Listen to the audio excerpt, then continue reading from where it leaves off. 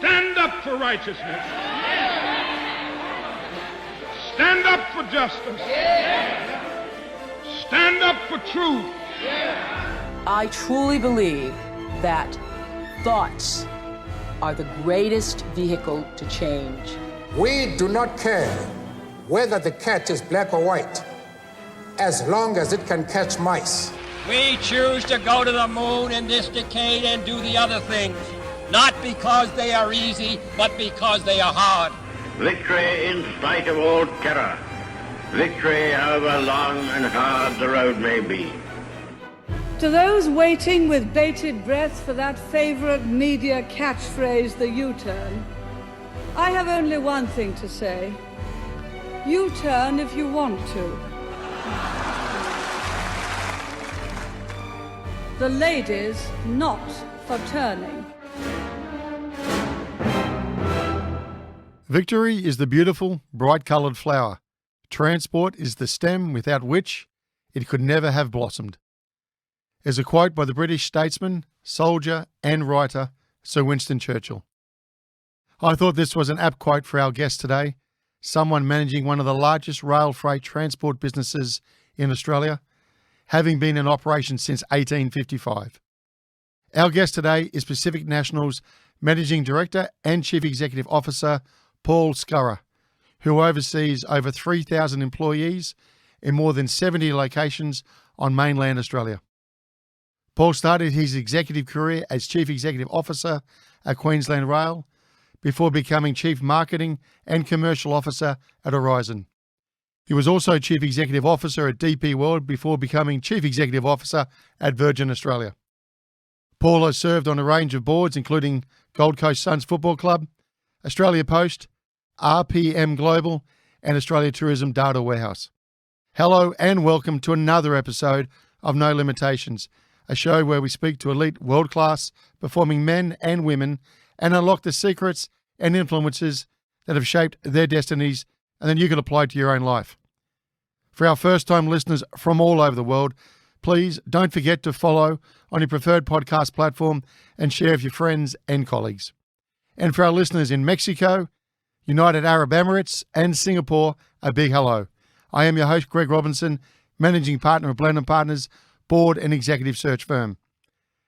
In this highly engaging discussion, Paul, who has worked at the most senior levels in rail, air and ports, asks us to look at the bigger picture and the opportunity presented for a far more cohesive and economic longer-term vision for Australia's transport, logistics and supply chain. As the largest island on the globe, we examine the need for a bipartisan and apolitical vision to support the growth agenda in both the domestic and international trading markets that could benefit all. We challenge the status quo, we gain insight into the engine room of the nation whilst learning of Paul's own personal journey, his philosophy on success and his touchstone operating mantra. We cover his time at the helm of Virgin Australia, its storied rivalry with Qantas, before exploring some of the darkest days through COVID and Paul's personal reflections on leadership through some of the toughest times in crisis management. Finally, we talk about freedom and what lies ahead for the future. So sit back and enjoy. A rising tide floats all boats. Paul, welcome to the show. Thanks for having me, Greg. It's a pleasure to be here. You've run some of the biggest companies in the country, which we'll cover off in a few minutes, but a lot of that's got to do with infrastructure. Where are we at as a nation in regards to long-term thinking and vision regarding the infrastructure spend and the return on that investment? That's a great question. Where are we at from a long-term vision point of view? I think we're lost. We're at the crossroads. And I think we are seeing some investment in some great infrastructure in our country. You know, people don't really know how much goes into planning for infrastructure till they see the shovel in the ground and the project being opened. Mm-hmm.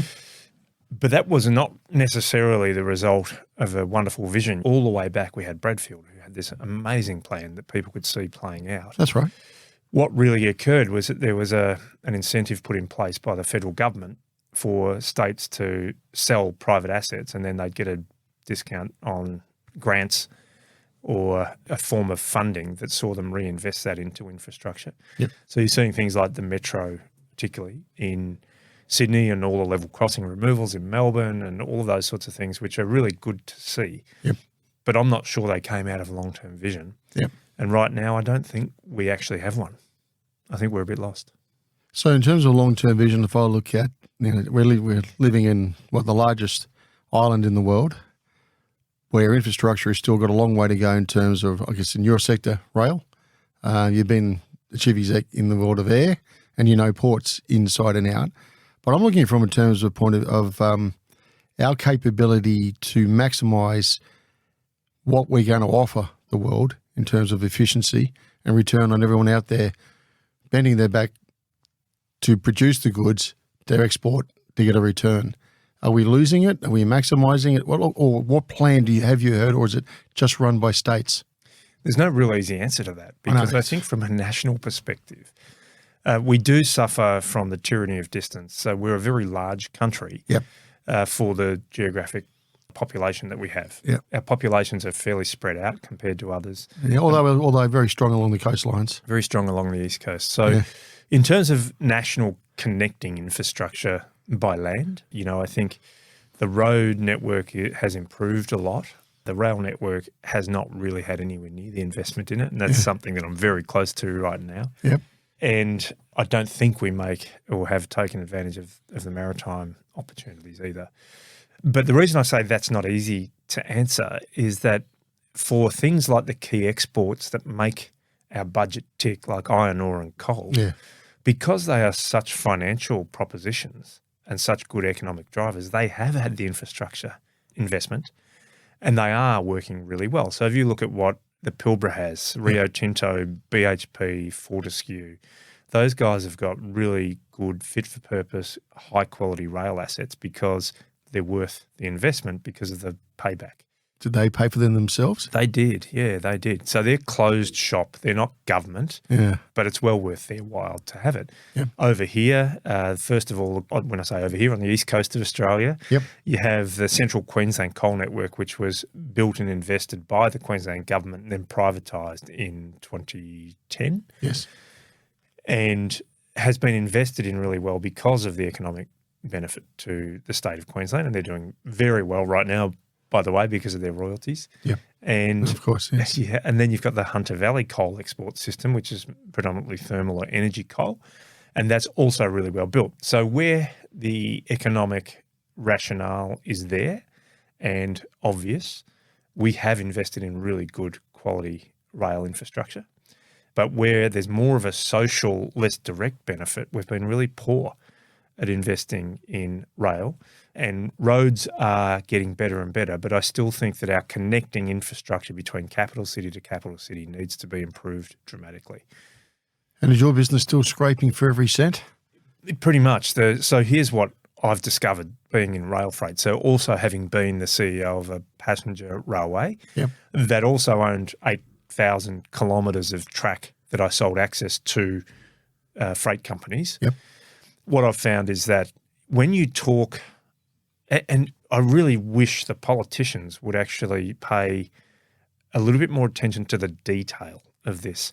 So when you go and make the point that rail has not had the investment in it here like other first world countries like Australia, you often get the rote response, oh yes, we're spending this much on metros in Sydney and we're spending this much on the suburban rail loop in Melbourne and we've put this many new stations in Queensland and we've gotten rid of all level crossings in Victoria. Sells papers. It does sell papers and that's and it sells papers because passenger transport is focused on the voters. Yeah, of course. Right? For freight, it's a very, very different story. So when I sit in front of people in Canberra or any state capital, and you say, I get all that, and it's good. It is good for the country to have public transport growth. But how much are you investing in rail freight? And pretty much every capital city, all of the rail freight companies who are a hugely integral part of the national supply chain basically get blocked out of that city for the peak period so the passenger trains can get priority. So there needs to be a specific focus on what is truly needed in the rail freight sector in our country. Now, even then, there is a huge project that has been recently reviewed called the Inland Rail Project. Oh, yes. Which will effectively... Yeah, come on. It'll been reviewed, but where are we going to take it? Oh, that's a good question. It's like watching an episode of Utopia, right? So it's meant to be and should be a way to double stack containers from as close to Melbourne as you can get to as close to Brisbane as you can get. Okay. And that will take, because the rail share between Victoria and Queensland is 10 to 15% any other day. Mm-hmm.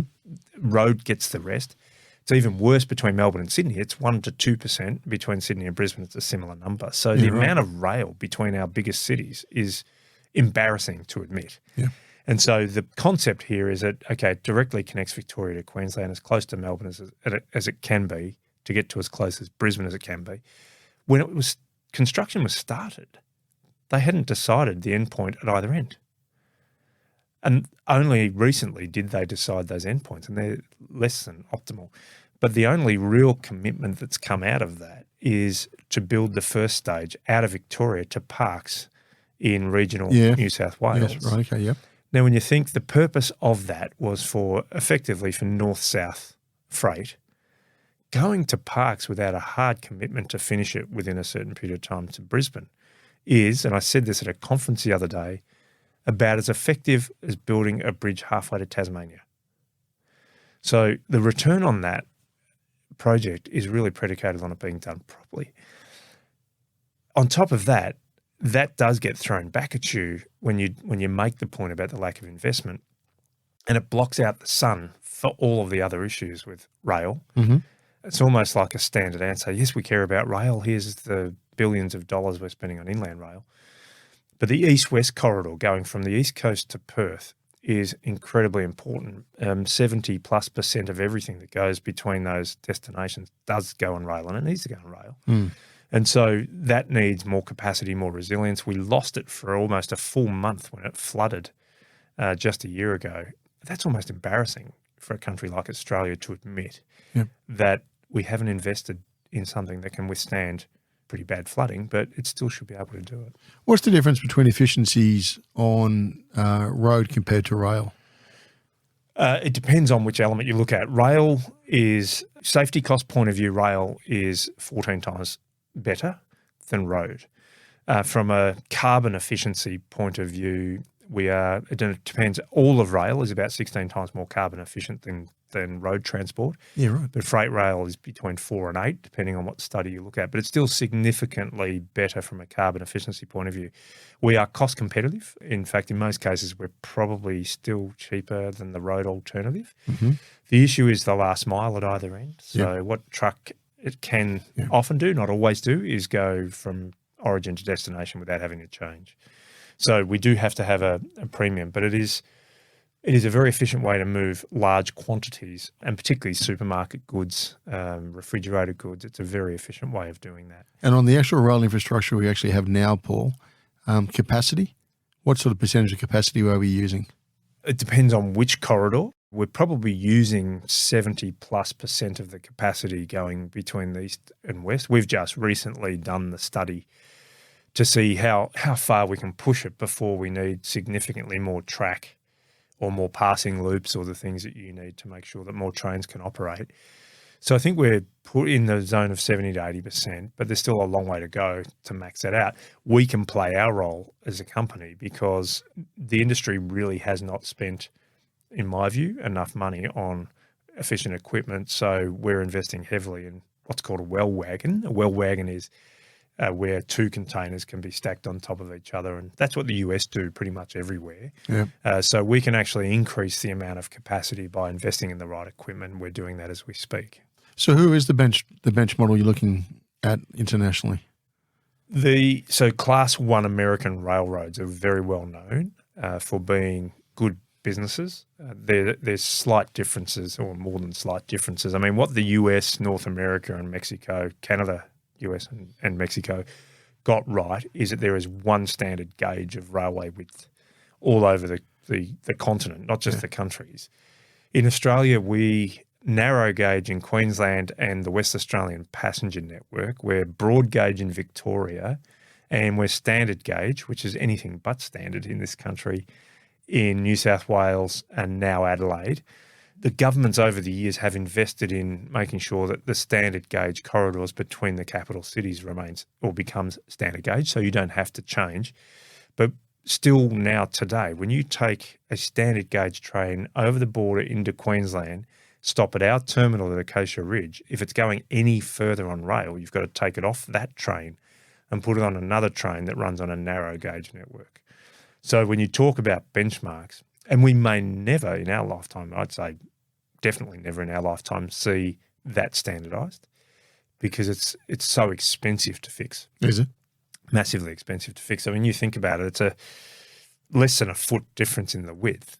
And so to move a track out a little bit further is enormous. Yeah, okay. And so you won't be able to do it. So in terms of benchmarking, the US carriers, the US network rail operators, or the North American ones, to be fair, so the Canadians are very good and they're quite big, but they also have what's called vertical integration. So quite often it's the North America is broken into geographic pieces by and large. Yep. And so they control the track, so they can actually manage the track quality themselves, and they control the above rail rolling stock as well.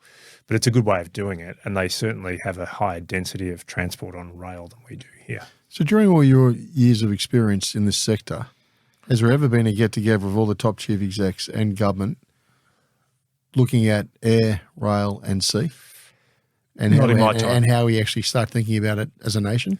Not in my time, no. I would like to see more thought leadership there from government, right? Because one of the things that, and there's always pluses and minuses around benevolent dictatorships, right? But having spent time running DP World, which when I was running DP World Australia, it was 25% owned by the Emiratis. So I got to spend a lot of time with them over there. Their vision was at a government level, at a national level. And so their whole economy is about them being a geographic hub for air travel, for container cargo. And now Etihad Rail is going to join the Gulf countries together as well. That's right. And where the main port in Dubai is located, it's called Jebel Ali. Jebel Ali has the port itself. It then has a tax-free zone that you can trade in that area. Mm-hmm. It then has a rail connection to disperse it all throughout the Gulf region on rail, and then the new Al Maktoum airport right behind it. So you've got air, land and sea and road, by the way, so they can disperse it by road as well. I always saw that vision coming from the government level in the UAE. And they probably took it from the Singaporeans, didn't they? Most likely. Singapore's a great hub story, particularly from a geographic advantage being where they are, but they took advantage of that. Yeah, but it was a swampland many years ago too. Absolutely. Yep. So being where they are from a hub and spoke point of view for shipping and for air has been a massive driver of economic benefit to Singapore. So to go back to your original question, Greg, I certainly haven't gotten together with the heads of all of the transport modes in my time in this industry to talk about how we actually do it. And I think the part of that stops us from doing it is, in a sense, we sort of compete with each other as Understand well. That. Right? Understand that, yeah. And so the leadership should come from government. And if you want a really efficient supply chain, you've got to put some rules around us that force us to act in a way that is anything other than self-interest.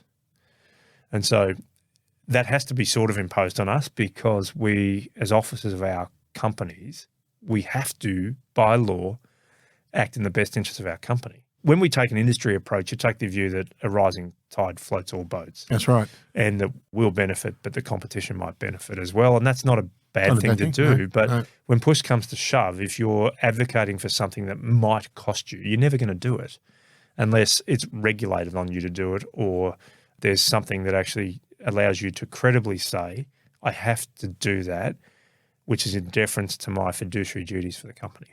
Okay. So bearing in mind where 9 times out of 10, every politician calls out for more immigration. Correct. We're going to need more support in this area. Yeah. And what you're saying is there's just not enough forward thinking. Yeah, clearly that's what I'm saying, is that I'd really like to see Infrastructure Australia get reprioritised. Well, who's got oversight of it now? That's a really good question. I think it's Catherine King, but I don't actually know. Yeah. I know Anthony Albanese, our Prime Minister, is a huge advocate for them because he advocated for them way back when he was the minister. Yeah, well, we sat on the airport for a long period of time. That's right. But we're now seeing that come to fruition, and that'll be good for many aspects of aviation in our country. But Infrastructure Australia, what I'd love to see coming out of them is a bipartisan or an apolitical vision of what the country might look like and might need into the future. And we are really at the crossroads, and I'd love to see it be a little bit more innovative than anything we've ever seen before. You see, there's advocates here, and there's a high-speed rail authority being stood up. High-speed rail will work if it's regional centre to capital city. Yes. If it's capital to capital, it will be an enormous burden on the taxpayer. And I'm of the strong view that the aviation sector will deliver the needs of people wanting to move between those cities without a cent of government funding, because it does it today. Right now, there's complaints about how expensive the airfares are, but is it really worth doing capital city to capital city with the traditional model? But you've got people like Elon Musk, you've got Richard Branson, who I had the great privilege of spending some time with when I was the CEO of Virgin Australia, doing things like the Hyperloop. So what is that? So the Hyperloop is basically a vacuum. It's a tube. And so it's driven by magnetic levitation inside a tube. And it's incredibly quick. If you believe the propaganda, there's no inertia, and it can be really, really safe, and it can move people between point A and point B at very high speed. So, I mean, those things are worth investigating and seeing whether or not they have a role to play in our country as well. So they might not, but at the very core of it, the vision should include the corridors and the potential types of transport that might use those corridors in the future, and how we're actually going to support that with infrastructure coming forward. So you look back at Bradfield's plan now and you think, what a visionary. You read about tunnels that are still already under Sydney that never got used. Yeah, exactly. Because they changed their mind, or there was not enough funding, or that for whatever political purpose they decided that it wasn't necessary. Something's got to change in that sense. And I think if Infrastructure Australia are given a little bit more power, not necessarily power in decision making, but planning power, I think that'll make a big difference to us. We're almost talking an accord, but to a particular sector, aren't we? Yeah. Where we can actually start coming together and thinking 5, 10, 15, 20 years ahead. Fair point what you say. The water rises, everyone benefits from it. Yeah. But you can still be super competitive against each other at the same time. Correct. That's right. I've spent a lot of my career in competitive spaces that there's not a lot of companies. So duopolies or 3-player or 4-player. Yeah. And so I've come to know the word co-opetition really well. And the industry needs to cooperate for the greater good of the industry. Right. And then compete where you have to. And the ACCC doesn't necessarily like that, but there's plenty of cases where for the greater good, they allow the industry to cooperate. I also use that word a lot during the Virgin pandemic response. Mm-hmm. And I used to say if 2 football teams turned up, and I'm an AFL guy, right? Yep. If 2 football teams turned up to the MCG Yep. or the SCG or one of the grounds here, and the ground was ruined, they'd probably shoulder up to each other and say, look, let's work together to fix the playing field. And then let's go back out in the ground and beat each other up. Yeah. And so that's what I mean by competition. What's your biggest challenge right now in your current role? The biggest challenge right now is what we have talked a bit about already, and that is getting a level playing field and a focus on not just rail, and that sounds very self-serving for me to say it, but I have spent enough time in different modes and different parts of the supply chain to say we really need to elevate the focus on Australia's supply chains. And so that means, yes, it means investment. It means a lot more money needs to go into rail. There needs to be a level playing field so that the modes can sort of find or as I said earlier, water can find its own level as well. What do you mean level playing field? So where's your major issue? So with rail today... You want to talk us through who your company is? Yeah, so Pacific National, we are the largest private rail freight company in Australia. Okay. We're the biggest player in interstate transport of containerised freight, so supermarket shelves heavily rely on our service and efficiency. We also take a lot from the ports of the country, either inland or take the inland exports to the ports. Yep. Play a big role there. And we also are a very big player in the coal export market here in Queensland and New South Wales. So we're a very important part of the supply chains of the country.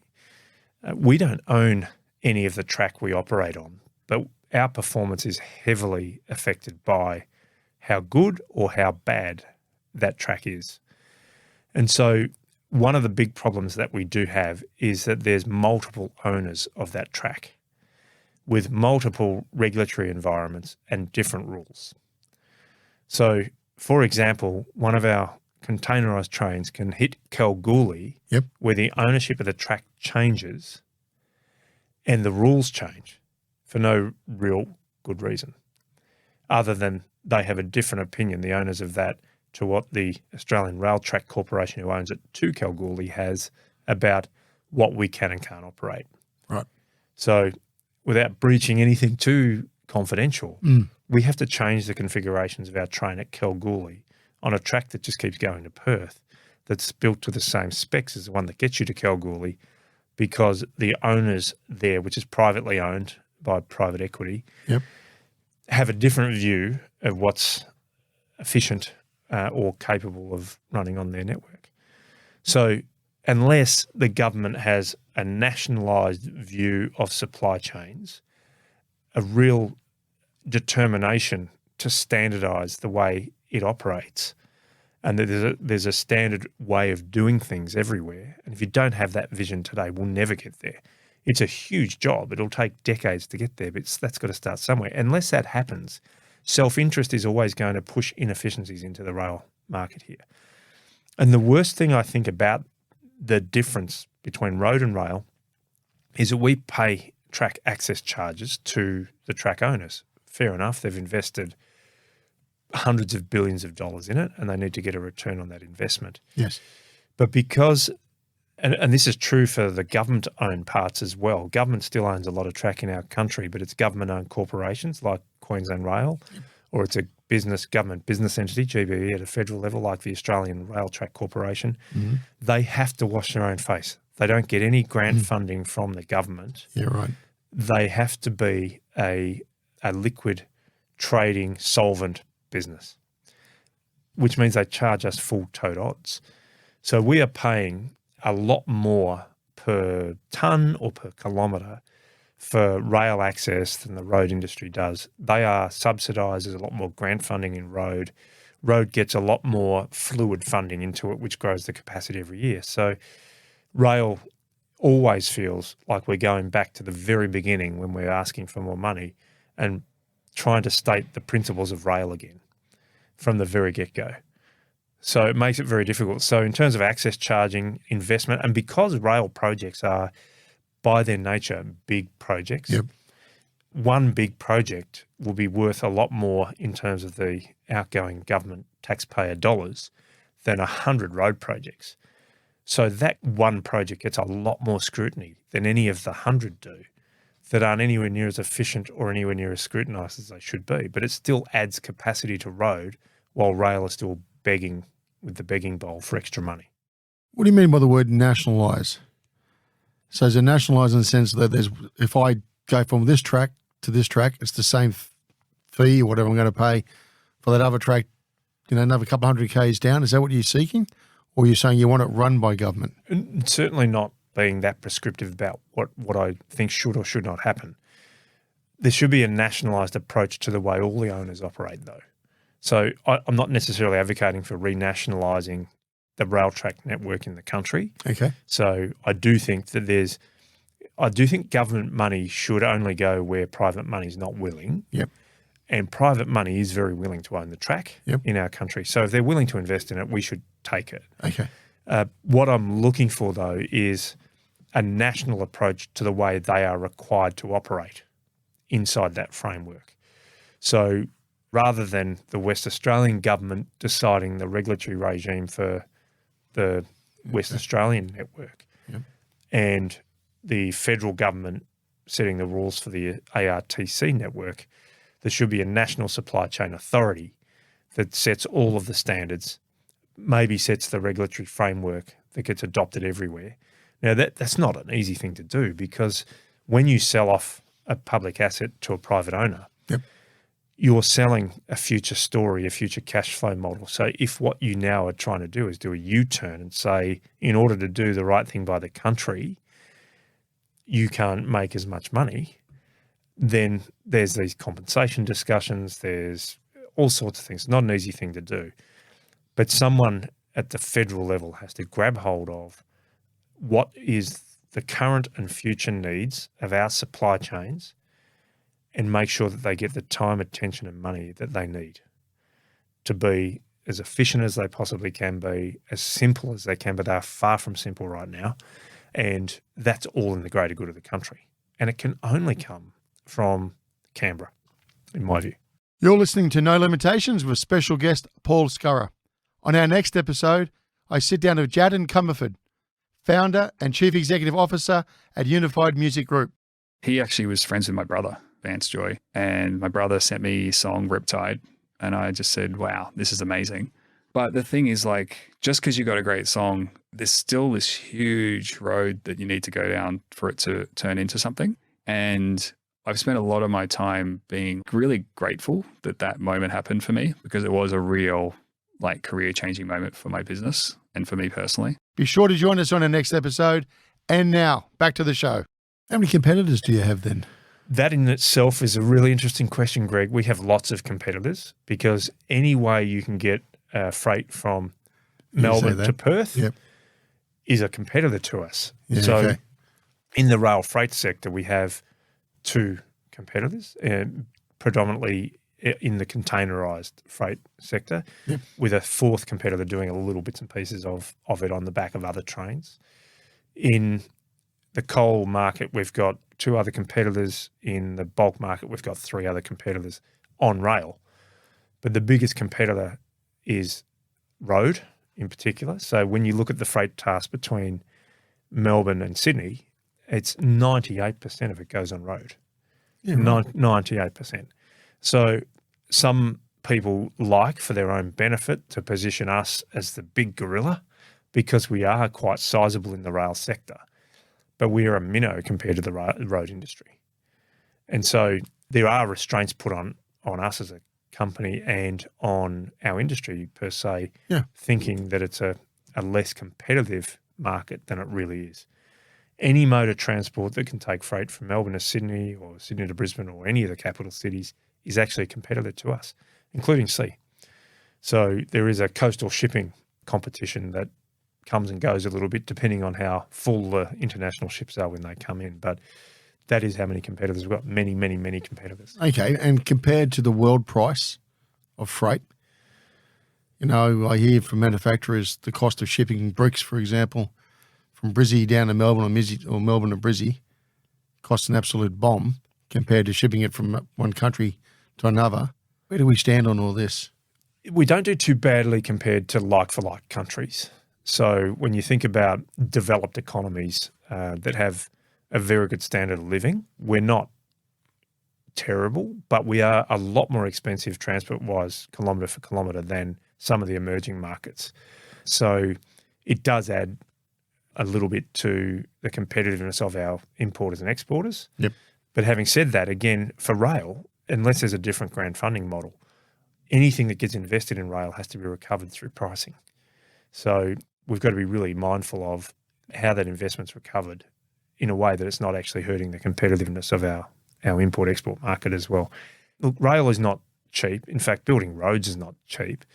So when you see China or Brazil or India all emerging and having cheaper transport, they're going to be caught up a little bit, I think, in the hard dollars that's going to be required to scale up to carry the sorts of things that we can carry. And so I think from an infrastructure point of view, they will lose a bit of an advantage when they start having to invest today's dollars in the capacity that's required to carry it. And the other advantage or disadvantage that's coming at them, or the advantage that they will lose, is that as technology gets better and better and better, and dare I say it, labour becomes less of the benefit of taking offshore, then onshoring becomes an opportunity for Australia. Yep. So then the discussion that has to be had is, okay, our labour might be a little bit more expensive, but we need a lot less of it because it's far more technical. Yep. Our transport costs might be a bit higher because we've got, frankly, it's higher for a number of reasons. One is being that we have higher safety standards, which is not a bad thing. Mm-hmm.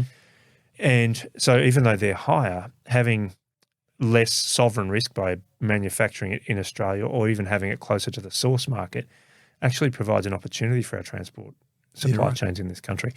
So it's a term known as onshoring, and it's been happening in places like the US where, because technology has taken away the emerging market labour cost advantage. Oh, does this bringing it back in from like for China, et cetera? Yeah, so they're bringing it back to the US. Yep. They're manufacturing it closer to the source markets, to the markets that are going to purchase it ultimately, Yep. taking away the shipping transport costs as well and having more reliability is something that I think Australia needs to be focusing on as well. So even though I think like for like we're okay, for emerging markets I think we are more expensive. I think that gap is going to close, and I think one way to actually ensure a bright future for our transport corridors here and those transport operators is to look at onshoring. Yeah, okay. You guys facing into some headwinds for the next 18, 24 months? Everyone in our country is, I think. So everyone's had the COVID headwind, yep. which was a black swan event of great proportions, and everyone knows that. And we as a country reacted quite dramatically, and history will tell us whether that was the right thing to do or not.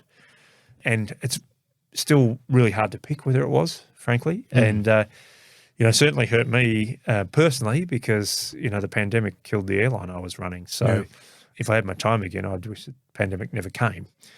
But the headwinds that are coming now are more economic. So we've had the pandemic, and in my industry and the logistics industry, we've had weather. Yes. And so for the last 2 years as an industry, we've sort of been in crisis management mode the entire time. Now, COVID's going, the associated labour issues around sick leave or lack of immigration helping us employ, all of those are sort of behind us now. So we're getting better access to labour. There's less sick leave happening. There's less caution around, I'd say more normal caution around health than what we had. And with that in mind, we are recovering, and then the quality of the network is recovering as well for us. So a number of those challenges, gladly, are starting to go off into the rear vision mirror. But what's fronting us now is the economic headwinds of the multiple interest rate rises and the impact that's starting to have on discretionary spending.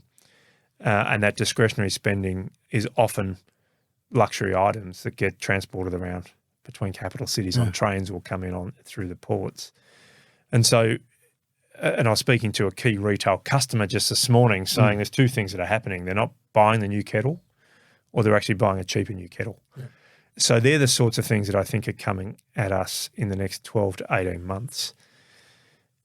As a country, we also have some hedges to our economy, and that is the natural resources that we send. Yeah, which we rely on every time. Yep. Absolutely. So I think with a and there is always luck involved, Greg, as we know, with a bit of luck. Coal is something that is, you need to be very careful how you talk about coal now, because it's such a big topic when it comes to ESG and carbon emissions. But the world still needs coal, and Australian coal is the best quality coal in the world. So while it still needs coal, and there is zero doubt, and I hope it happens quickly, renewables will take share. But the energy appetite in India and China in particular is growing rapidly. Renewables will take share, but as the pie grows so quickly, we're still going to need coal. And if the world still needs coal, they're going to get it from somewhere. We should do our bit and make sure the best available coal is still available for as long as they need it. So we want to play our part as Pacific National, making sure that, and we have a transition story. We've heavily invested in our ESG future. intermodal is the intermodal where you carry containerised freights is a very good carbon story. But if we're too dramatic around Australian coal, it gets worse, not better in the short run because it's such good quality compared to what else they'll go and get if we don't play our role. Mm. I think the Australian government's got it right, what they're doing with regards to the economy. I can't understand why they're pumping so much and leaving the Reserve Bank with one trick only, which is to pull that lever and put the interest rates up. It's just hurting everyone. I'm no economist at all, Greg, but I do see the levers that get pulled, and I do wonder how we got it so wrong with predicting it wasn't going to happen. Mm. And I agree. And then seeing some of the decisions people made on the back of that assurance and then being stuck with what they've got. And so I think we are going to see things slow down pretty quickly, and hopefully, when you're in a traffic jam or not a traffic jam, but you're in busy traffic and a guy at the front just touches his brakes. Yep. And not much happens and then he or she keeps going. But 100 cars back, they come to a full stop. Yeah, exactly. I hope that that's not the impact of the interest rate rises. I fear it could be. I agree. Where'd you grow up? I grew up in a suburb of Melbourne, a mad, passionate AFL person. Any good as a player?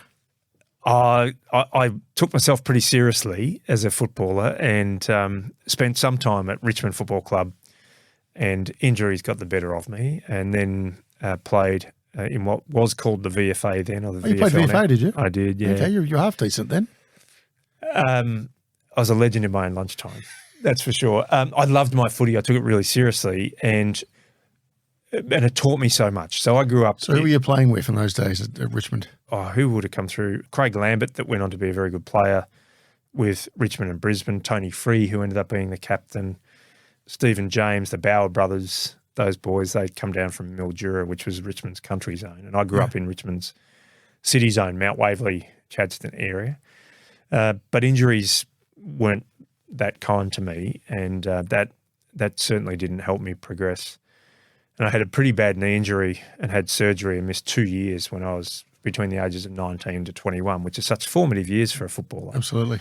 And so then I went and played in country leagues for a little while, and then ended up back in the VFA and had, in the context of what was happening with my body, I was quite happy with how I went, but, certainly probably learnt a lot through that process that reminded me, I still had a long way to go to make it to the professional level. But the real lesson in all of that was that if you've got energy, put it into something. If you've got a focus or a passion, put it into something. So I actually don't think I would have put the passion and energy into my career that I did if I didn't have the setbacks with the injuries as well. So back to your original question, where did I grow up? Melbourne. Yep. And grew up in a working class suburb. There was a housing commission, concrete jungle, I used to call it. Yep. Had a lot of union members as neighbours, I'd say very Labor-oriented suburb. Mm-hmm. The hotel that our house backed onto was the Matthew Flinders Hotel. It had the dubious honour of pouring the most beer of any pub in the country through their taps. Is that right? Yeah, so it was so certainly a lot of beer was drank there. So I learned a lot of lessons in that pub through my dad and my older brother. Yeah. And there was some hardship. So what did Mum and Dad do? My mum, God bless her, she was a night shift worker at an ice cream factory. Okay. And she also worked during the day to be a cleaner for a family in Surrey Hills in Melbourne's Surrey Hills, not Sydney, Surrey Hills. Yep. So she worked her backside off, so she was very good. And I'm very grateful to her for teaching me a lot of life lessons as well, particularly hard work. My father was actually a merchant seaman. And so he spent 18 years in the Merchant Navy. Yep. Back in the days when they were bored on the ship out in the middle of the ocean, there was no restrictions on alcohol. So he formed a habit of imbibing a lot. Yes. And that harmed his health a lot. And then when he finished there, and he was always away for a month, and then home for a month and away for a month and home for a month. And that was a very difficult thing to do.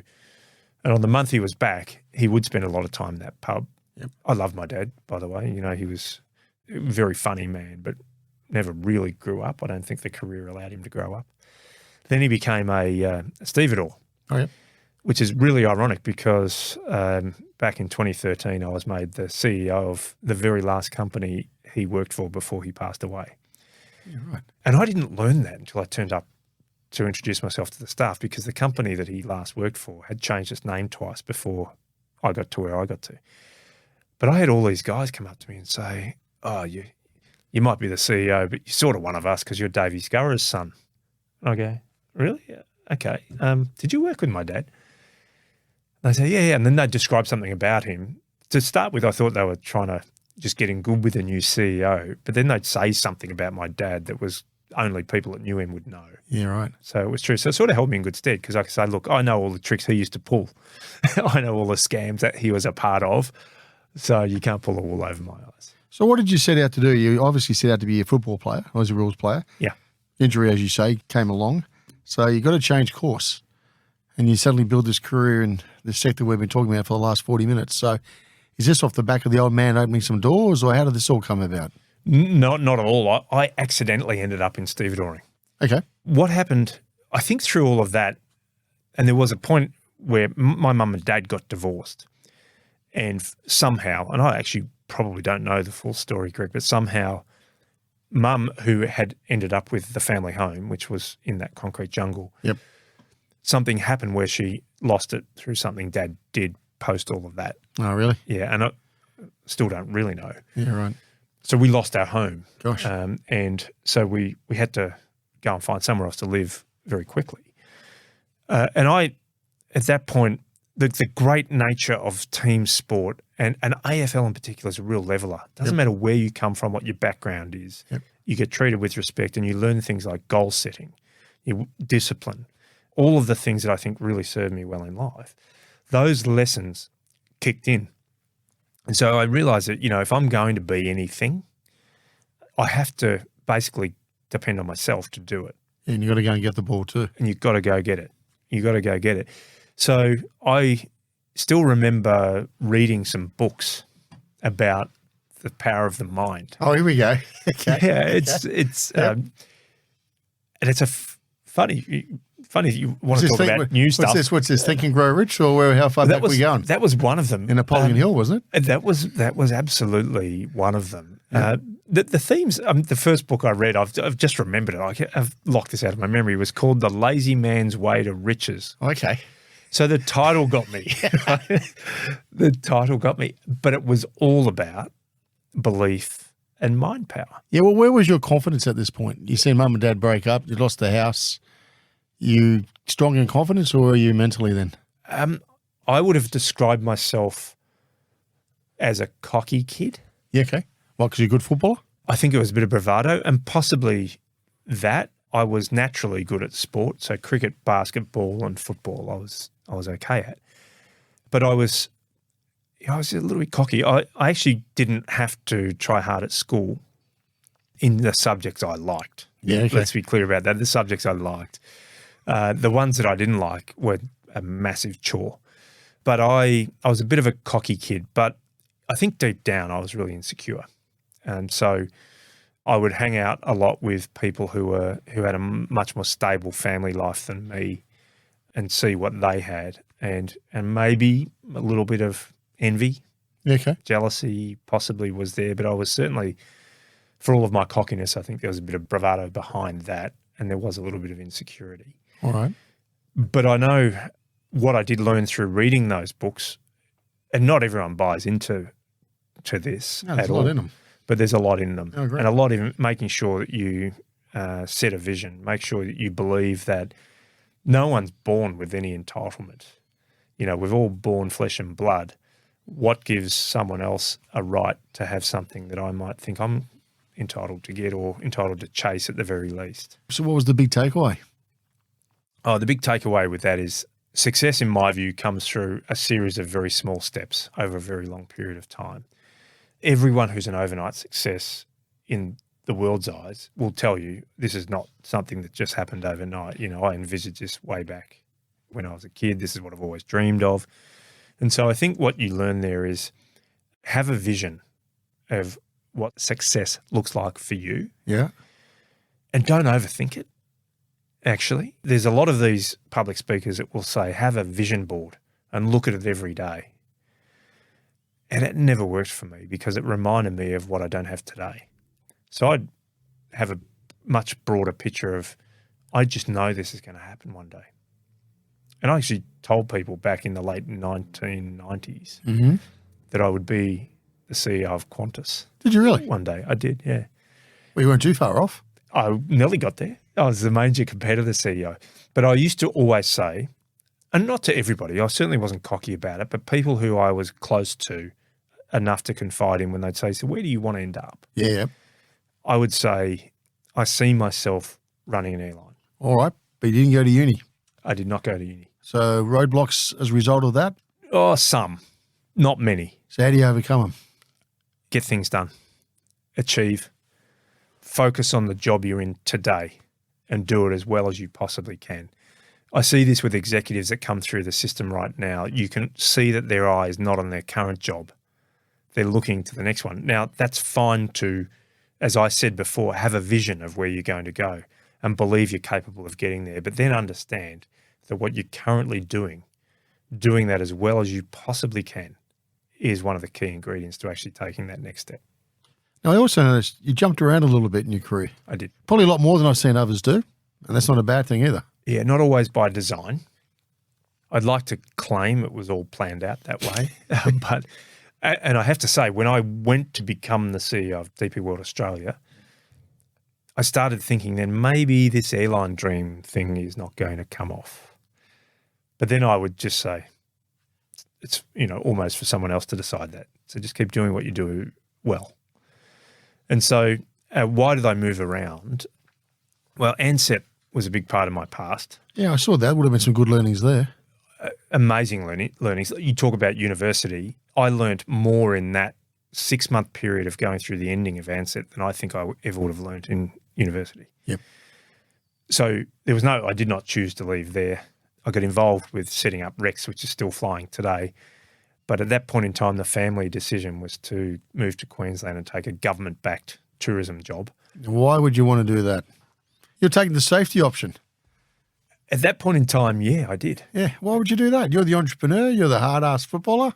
What's going on? We just had our second daughter. Yep. And we had a mortgage. And to be honest, the job was sold to me beautifully. It was the general manager of the Queensland Travel Centres, or the group general manager of Queensland Travel Centres and Sun Lover Holidays. Your job is selling Queensland holidays to the world. Sounds pretty attractive. Yeah. Particularly when it shouldn't be a hard sell if you get it right either. No, it was a lot of fun. It was a hard job. It was a lot of fun though. But on the 14th of September 2001, 3 days after 9/11, ANZEP was cut loose and put into administration by Air New Zealand. And so I lost my job then, and I loved the airline industry, which is one of the key reasons why I kept believing I could go back there. Okay. Then Lindsay Fox and Solly Lou almost saved it, almost. And I had the pleasure of working, particularly with Lindsay, very closely through that period of time. But the dream fell over again on the 1st of March 2002. And Rex, to the great credit of those that stayed around, was undercapitalised. We raised enough money to buy Hazelton and Kendall, but it was always going to be really tight. Yep. I wasn't sure I had a third disappointment in me at that point in time. Right. And so I wanted to reset, moved to Brisbane and took this job. And 2 years into it, Graham Turner, yep, one of the most characteristic individuals in the travel industry globally, asked me to go and work directly for him in a senior global leadership role. Yep. Effectively working alongside the then CEO, Shane Flynn. The two of us reported to Scurrah. Why did he ask you to join him? You've come a long way suddenly very quickly. Yeah, I don't know. I can't really remember. But the job sounded really good. I think what they were looking at, I do have an inkling as to why, but it's something that I don't really remember the complete story about. They were looking to vertically integrate. So at that point, they were retailers, travel retailers. Yep. And they were spending a lot of money through the companies like the one I was running, Sun Lover Holidays and Qantas Holidays and Travel Wholesalers, they're called, who act as a middleman. They package things up and they actually charge very high commissions to do so. And they pass half of that onto the travel agent but keep half for themselves. So I think Scurrah's vision then was to become the developer of that product and to get a chunk of the pie or a bite of the ticket all the way along. Makes sense. And so I think that expertise appealed to him as well. But he was a lot of fun to work with. Where'd the real big break come for you? In a leadership sense, I think the real big break came when Lance Hockridge, who Lance, ex-BHP, BlueScope, and BlueScope, was asked by the Queensland government to take over Queensland QR. It was at the time QR Limited, which was a much bigger company than what Queensland Rail is today. Enormous. Because it was the combination of Queensland Rail as we know it today and Horizon, which is also a significant rail freight company. And so Lance was charged with turning it around, and I think from the outset was asked to look at the commercial side and see if we're ever going to split this up, how we do it. John Prescott, ex-BHP managing director, was the chairman at the time, and I got a call from out of nowhere saying, hey, this is a bit left field, but Lance needs someone to run the passenger business of Queensland Rail and remembers meeting you back in the BHP days when I was at American Express and knows you've got an airline background and thinks that sort of customer service mentality would work really well here at Queensland Rail. I had never seen myself as a public transport person, but I was really intrigued. So I went and met with Lance and was really impressed with his vision, and I really liked the challenge. And, long 150-year-old company with a very strong union involvement, long tenure individuals, very insular. So, rail's a bit of a dark art. Enormous resistance, surely. A lot of resistance to change. In fact, big debate to the government too, wasn't it? Yes. Whether we even going to privatise this element of it. Absolutely, and very un-Labor-like to privatise it, but they did it off the back of the GFC. But I like that challenge, and I do like a challenge, I must say. And so going there, and the first thing that was said to me by a senior engineer was, yeah, let's see how you go, buddy. You will learn pretty quickly that there's the right way, the wrong way, and the railway. And so I thought, okay, I took that as a bit of a challenge. And the one thing jumping around or spending time in multiple different industries and companies has done for me. So there is this advantage when you jump around a bit, isn't there? Absolutely. Everybody puts too much pressure on or focus on, you've been there for 5 or 10 years. I think there is some real benefits as long as you learn every time. Everyone thinks they're different. Everyone thinks they're different, but most the people who think they're different are the ones that actually haven't been able to get out and experience that there's a lot more similar than there is different. And so in the rail industry, the airline industry, the hotel industry, stevedoring, it's all very heavy equipment, very expensive, long dated, so real capital intensiveness to it, where you need to operate it to a level of a high standard. People want it more at certain parts of the day, week or year than other parts. There's a lot of similarities. And so that actually helped me. So I took an airline mentality to the passenger business at QR, and we did some really good stuff there. It was a lot of fun. We changed the culture to a point where I was really proud of what we did. We won 11 out of 12 national customer service awards within 18 months. And that was the big break, I think, because it proved to me first and foremost that I could lead big, complex organisations with a multi-dimensional blue-collar, white-collar mix with massive capital programs. Our capital delivery program was $1 billion per year. Yeah, right. With a customer service element. So to me, that was the making of my career, or the big break. What did you learn about unions? You grew up as a young bloke, you going back earlier to talking through that part, but now you're engaging with them. Unions have a very useful purpose, definitely. And I have been quoted as saying you can't fall into the trap as a CEO of wishing them away. And so for those that don't accept it, I would recommend them to find a way to accept that, unions can play a role. Yeah, agree. And they are there for a purpose to represent the greater good of the employee base. I do think a lot of the original reasons for unions starting have now been legislated away. So a lot of it is law, but there's still a representative voice there and a collective approach that works well for the employees. So my view is you can't wish them away. You've got to engage with them. 90% of the time, if you said what's important to you and what's important to us is actually quite an alignment. You know, we'd like a great culture where people are treated well, they're safe when they turn up to work. And if you sit down and have that discussion with the unions, what is really important to you here? There's a lot of commonality. What I've done in the past is then say, so here's where we don't agree.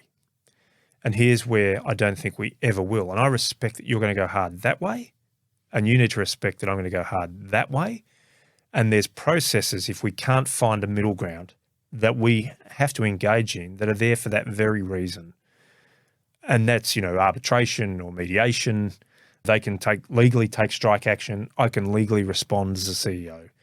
Let's just be alive to all of that playing out. But that's in the 10% space. So once all that's done and dusted, we come to an agreement. Let's get back to the 90 and let's work together. One of the things that I have learned through all of the companies that I've run is that you cannot keep everybody happy. And customers want to be happy. Shareholders want to be happy. Your people want to be happy. So I simplify the purpose of the companies I run to say my purpose is happy people, happy customers, happy shareholders, but they can't all be blissfully happy all the time. So my job is to keep them mostly happy most of the time, because if you don't, the equilibrium is killed. Yeah. You lose the balance. And I can say this, you know, with Virgin, frankly, very happy people, very happy customers, very unhappy shareholders. And so if you lose the balance, there is the extreme consequence as well, but it's very important. So we use that a lot actually in our union negotiations. Look, we are very focused on making sure our people are happy, but to a limit, and there's a reason for it. And the other part of that equation is that we talk about financial strength as a priority pillar within our organisations, and I've taken this from company to company. I don't talk about profit. Profit gets demonised by unions. And we try to explain why it's important that we are financially strong at what we do. And means we can employ people, surely. Well, you can invest in new equipment. That's right. Safety as well. Safety is a big part of being financially strong. You're not tempted, not that I ever have been, frankly, Greg, but you're not tempted to take shortcuts. Safety, new equipment, job security, acquisitions, controlling your own destiny. But has the dialogue changed now? Or are we still talking the same language that you were 15, 20 years ago? For me personally? Yeah. Well, you're dealing with unions all the time. Yeah, a little bit. The dialogue has changed a little bit. I think in the early days, I didn't really fall in the trap of wishing them away, but I got a bit annoyed by them. Yep. And I felt that was, they can be frustrating, like any good manager that reports to me can be frustrating. You know, there's no perfect. But I let it get to me a bit too much in the early days. And I found that I wasn't explaining to them properly why I wanted to do certain things. What I was thinking inside is, hey, I wish I could give you 10% pay rise. That'd be the easiest thing for me to do. And I'd love to be Mr. Popular and do that. But if I do that and I feel good walking out of this room, I didn't have to go and tell my customers their prices are going up more than they would have expected and our shareholders' returns are going down. I wasn't great at explaining that in the early days. But I've become a lot better at that just through sheer experience. You had some pretty tough times, didn't you? There was severe floods at one point during your role there? At Queensland Rail. Yeah. Yeah, so I was the CEO when the 2011 floods happened. So how bad were they? They were really bad, really bad. And what was bad about them, Greg, is they didn't just happen in one location. So there was which is the bad one? I'm not sure, the El Nino or something like that. The bad one. We had the bad one. The bad one happened and there was floods all over the country. So you had Rockhampton, basically everything up in that region was flooded. Rockhampton had the benefit of being a slow rising flood, so people could prepare for it better. You had the Brisbane suburban area, and then you had this sort of inland tsunami that happened up in Toowoomba, which just came out of nowhere. Remember that? And so 4,000 kilometres of track in that network now, that's 50% of the track across the entire state of Queensland was underwater at the same time. And so we were well prepared for it. So with operational businesses like this, the old cliche, plan for the worst and hope for the best. Yep. And so we were well rehearsed, but even then we were calling our crisis centre together far more frequently than we'd ever prepared to do. And we were making very good, quick decisions. In my view, the team were making great decisions around what to do. And we were monitoring it on a minute-by-minute basis. And there were, we were shutting networks without any question of should we keep it open or not. If it's not safe, shut it. But we also, where it was safe to do so, kept operating because people, you might remember, the CBD of Brisbane was shut down. They actually had contemplated having to turn off the grid, the power grid in the CBD. And so there's a lot of people needing to get home. And if we didn't operate as far as we could when it was safe to do so, there was no way for them to get home. And so we kept operating, juggling the time. We threw the timetable out the window. And so we operated until it was unsafe to do so. What did you learn under crisis management, I guess, or what did you observe of other people? It's really interesting in a crisis. You see some people you don't expect to step up, yeah, and some who you would expect to do better go to water. And I was listening to a podcast yesterday, which reminded me of that exact situation, what happened in the crisis centre of Queensland Rail during the floods. And it's a Huberman podcast, and he was talking to a Navy SEAL guy, and he was relaying some of his experience. He said, look, what he's learned in the Navy SEALs is that there's garrison and there's combat. And garrison is where it's non-combat and everything's planned and structured. So hey, we're going down to the shooting range today. I'm going to shoot 100 rounds into the target.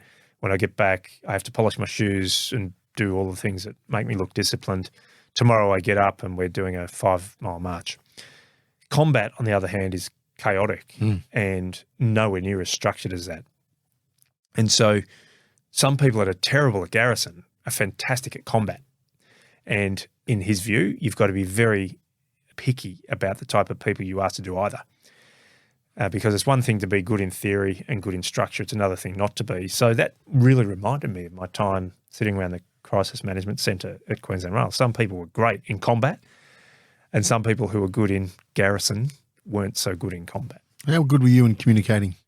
I think others would. I don't like to judge myself there. We prioritised it a lot though. So in those floods, remembering that communication tools today are far more nimble than they were back then, but you still had email, you could still do a video and attach it to an email.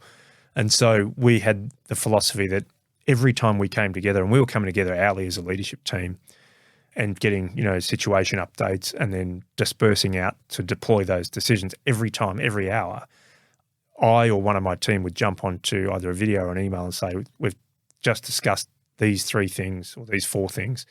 Here's what we've decided to do. Here's what we've got a watching brief on. Stay tuned. Yep. Effectively.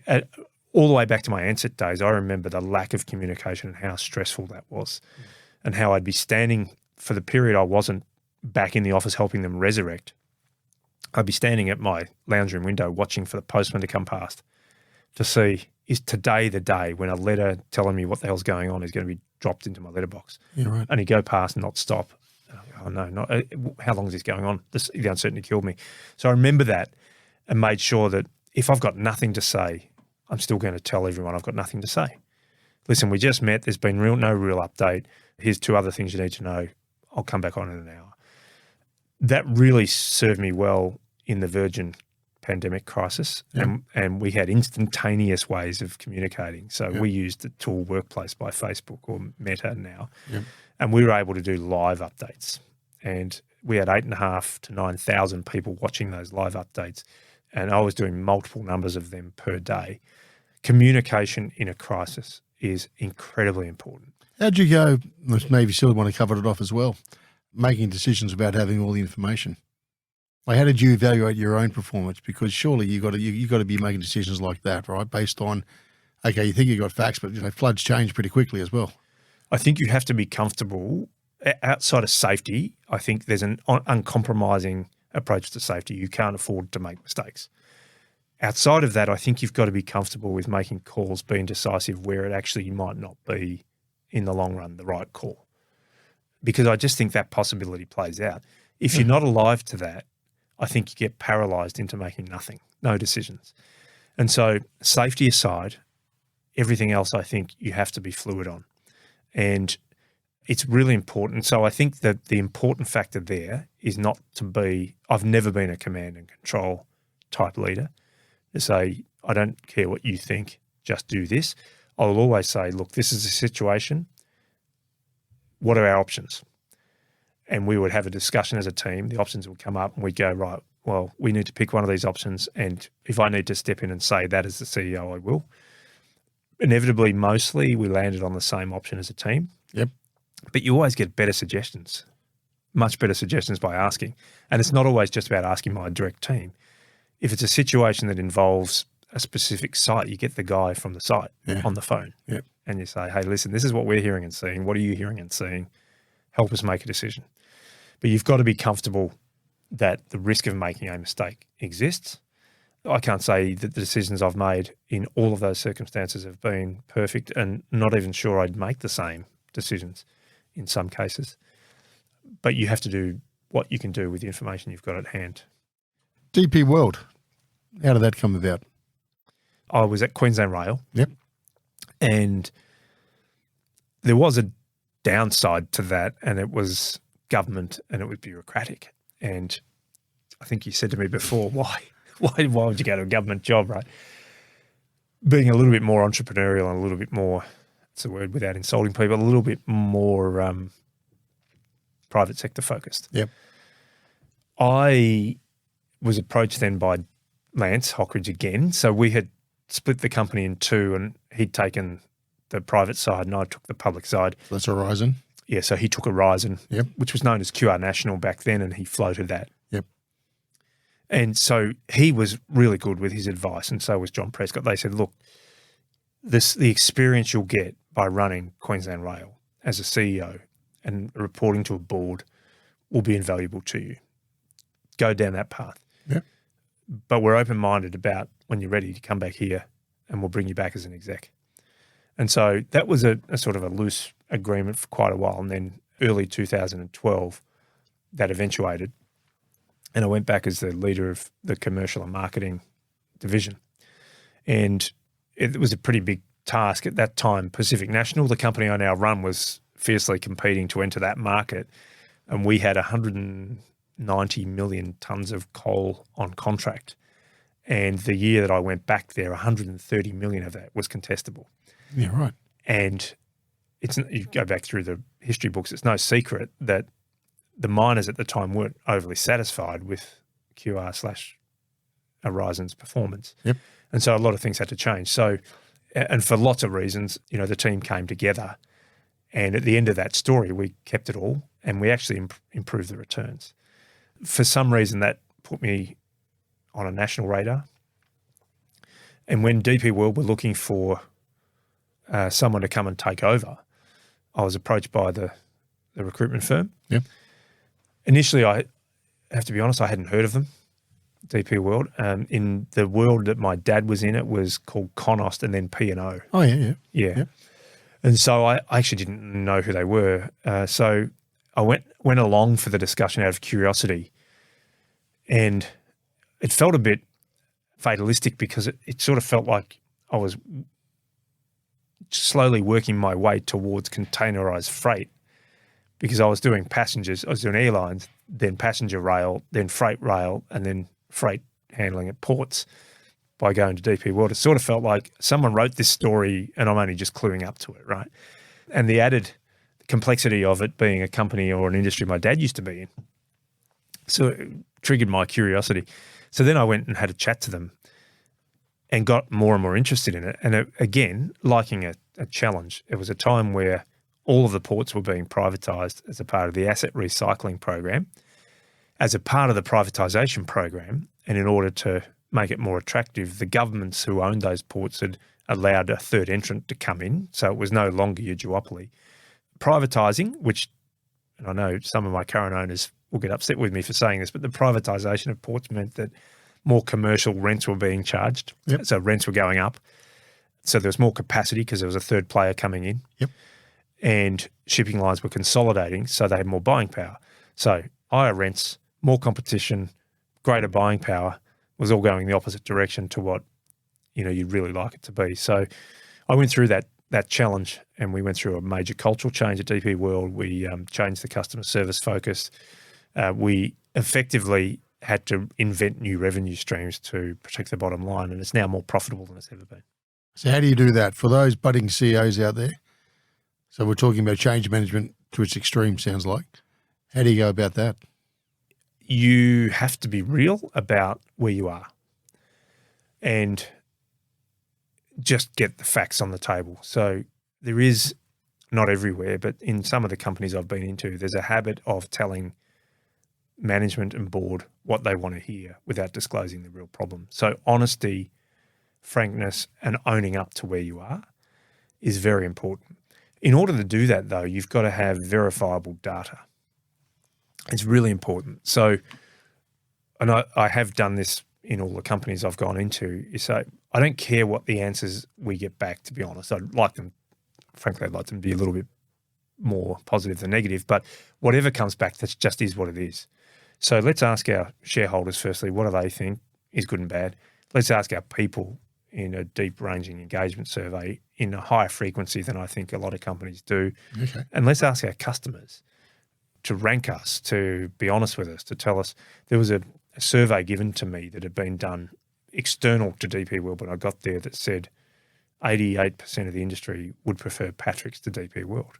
We had 51% market share or 50% market share, which meant that most of our customers didn't want to be with us. Yeah.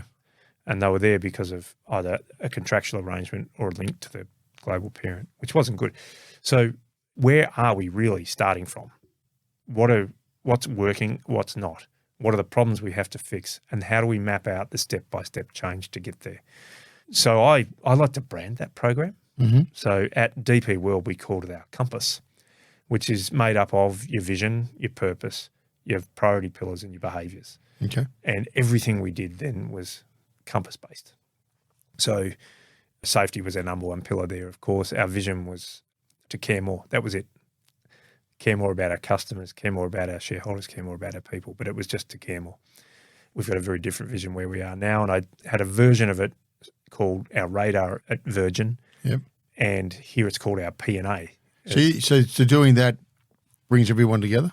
Yeah, so you co-create it though. Yeah. So I have a vision for what the end result should look like. All right. But it has to be, it's a bit like an outline that you actually all come together. And how long do you give yourself to do that? So you've come in, you're the new CEO, you've done and you never told the full story either when you walk into it, are you? No. I'm sure you're going to find out something a little bit different when you walk in. Yes. You're then going to look at what you've got reporting into yourself, and then you suddenly say, okay, I'm going to create something here that we can all be aligned to. How long do you give yourself to do that? It really depends on the company and the task. If you do it too quickly though, it's a tablet from above.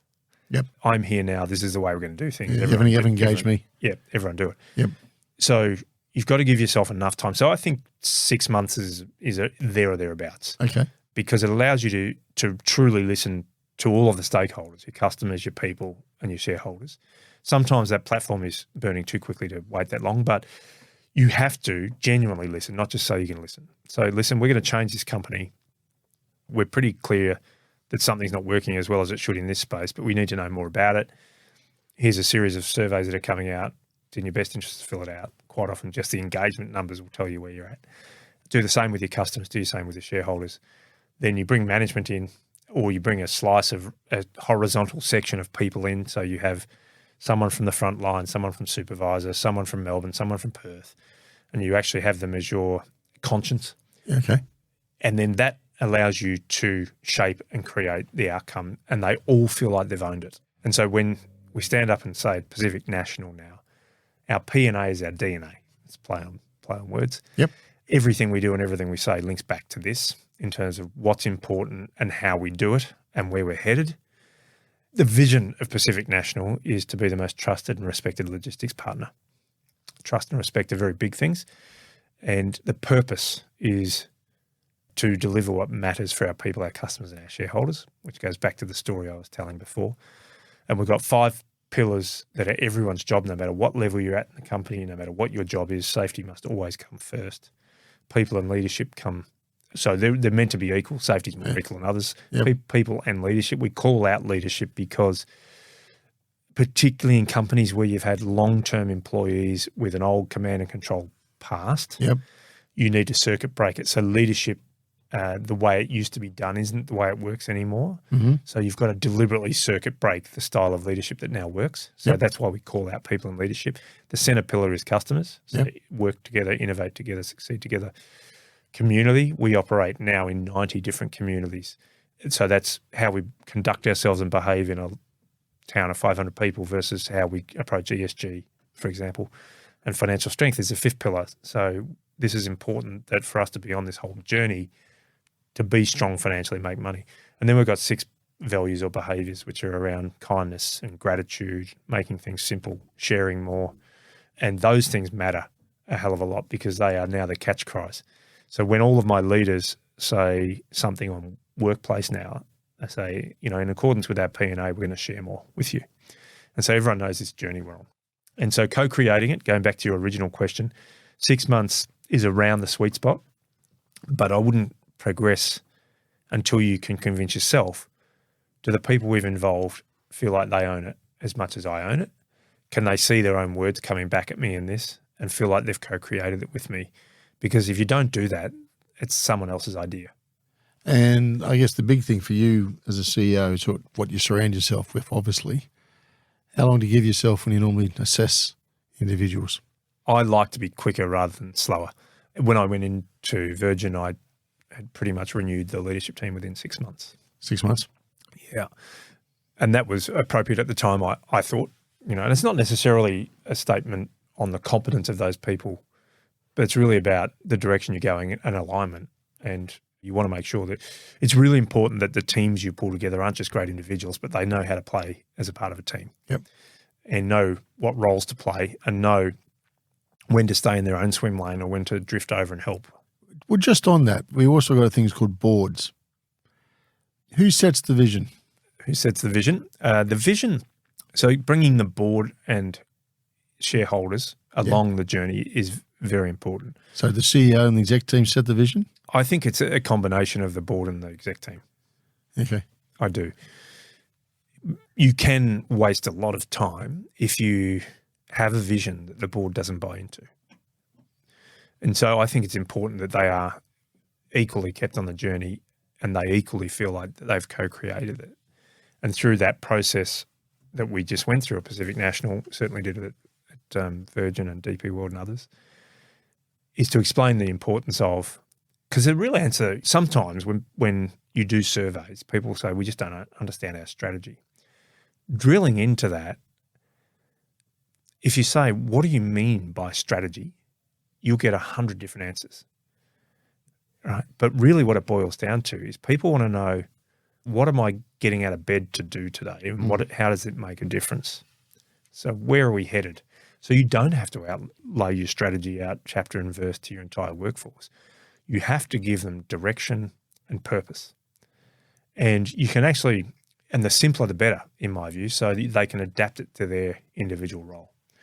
And so I think it's really important that the shareholders / board, the people and the customers, and in some businesses, government stakeholders are brought on that journey so they feel as if there's a sense of ownership. All right. Well, I'm building to that because the next big interesting bit we're going to talk about is Virgin. What's the story behind it? You got the approach. What were you tasked to deliver? I was thrilled to get that job for all of the reasons I spoke before. It actually was a dream that came to fruition and that I'd been, I wouldn't say fixated on, but been pretty open in my ambition for a long time. And I competed for the job. I certainly wasn't tapped and offered the job when it was available, and it was a rigorous search process that was global. And I had been preparing for it for a lot longer than that process, though, on the chance that it came up. And so I'd done a lot of homework about the airline, its ownership structure, the decisions it had made, the culture, the cost base, what was working, what wasn't working. And I'd actually done both deep financial analysis on it and spent a fair bit of time talking about the qualitative side of it as well. And that really prepared me well to go in and pitch for the job. So it was a sales pitch. Yep. As you do. But it was really about... And what were you actually pitching? It certainly wasn't to, which is not my style, to go in there and criticise previous ownership, but it was to talk about, so where are you now and how do you honour that investment? Yep. So Virgin had great people culture and a really good frontline work ethic and attitude, still does, really, really good at their jobs. They had invested heavily in the product, chased after Qantas and gone into the corporate market, which in isolation is a good thing to do. That's where all the money is made. Well, not all, but most of the money, the base load of your revenue is in the corporate market. But it was an expensive pursuit. And so honouring that investment was for me to then simplify it a bit to bring profit back into the discussion with the shareholders or financial strength into the discussion with our people. And I certainly was very open with the market when I got the job to say we need to get us back to a strong, profitable position because the industry needs it, and which meant going away from matching Qantas, seat for seat in terms of capacity growth, and being more rational for our own good, not necessarily trying to win the battle, and hoping that by a more rational industry happening, that our shareholders were better off because of it. So I pitched a lot of that at them and talked about reintroducing. So there was a coming together of a number of different businesses for Virgin that people forget. Acquisition of SkyWest, the A330s coming in to join the 777. So it became more complex than ideally you'd like. So working out of that and becoming a little bit more simple, because standardization in an operating environment is very important because you're not replicating engineers or training or carrying spares for different types of aircraft. So I had a simplification story, a profit story, a culture story that they liked, and I got some chance to implement it. And where does that story compare to the arch enemy Qantas? What's your point of differences? Were you going to go into battle? Did you need to go into battle, or did you just run your own game? We were running our own game. So you have to, I always took the view anyway, that you have to understand that you are playing in a market with a pretty dominant player. Yeah, exactly. That has its strengths and weaknesses. And what was going to help us was to be not the same as them, but different to them, and give reason for people to like that difference. And at the end of the day, aircraft are the same no matter what brand is on the outside. So that difference was always the experience people got in our lounges or on board. And then the long-term plan was, and Qantas's brand is so powerful and so good, even now it might have come off a little bit, but it's so powerful and so good that it can demand a premium. So the ambition to get to the same sort of route economics as them was probably a leap too far, but to close the gap a lot was really reliant on so many different factors, one being rational in the market, the other being such a good experience that those that aren't sort of wedded to or so stuck in the Qantas system that they can't get out would willingly come over. Yep. And lowering the cost base enough for that to be really successful. So it was a real balancing act. So Qantas, we certainly didn't obsess about them when I was at Virgin, but you have to be mindful of what they're doing. And I think one of the things that is important, particularly in international destinations, not so much domestic, because both Virgin and Qantas should be flying pretty much the same places, following the money in the domestic world. But having a unique point of difference internationally, I think, is the secret to a successful airline. And so what I mean by that is rather than just do the same as Qantas and United and Delta and American and doing Sydney, LA, try Sydney, Seattle, for example, and you would get a higher premium. There's a lot of headquarters there, for example, that have a lot of business travel, cut out the hub, try and own the route. So find some routes you own. So that's the path we were on. Now, you also said earlier that you obviously crossed paths with Richard Branson. So one of the great entrepreneurs. Yes. So what were you learning? He just has this belief and aura about him. And it comes out in his books. Yeah, but he was close to going down not long ago. And that's part of his strength, right? I mean, the pandemic hit. He was starting a cruise line. He was launching a hotel brand and he had airlines. So you could not be more at risk than those. Heavily exposed. To his great fortune, he had not long before that floated off a large chunk of Virgin Galactic and done quite well out of it. So it sort of insulated him. But his risk-taking is his strength and his backing of people is his strength. And he really has embodied the personality of the Virgin brand. And so, but he's genuine about it. Treat people well and they'll treat the customers well and the shareholders will win. And so that's not lip service from Richard. That's true and it's there. And one thing that and I haven't spent a huge amount of time with him. There's been maybe 5 or 6 occasions, but his curiosity has never gone. So he asks a lot of questions, and curiosity is one of the values I have at PN right now because it pulls better ideas out of the business. So rather than come in and say, you must do it that way, one of the things that struck me about Richard was his level of curiosity still. Okay. You got one big stakeholder called the government during this time. Where were they? You're talking about during the pandemic in Virgin? Yep. Well, they were difficult to deal with. They were confusing. And Come on, what does that mean? It's very polite. What does it actually mean? That is polite. What does it mean? So I think... You're running an airline. Tough times. Yeah. All right, you need some clarity, don't you? Australia needs a competitive aviation sector. Agreed. And have we got it or not? We do now.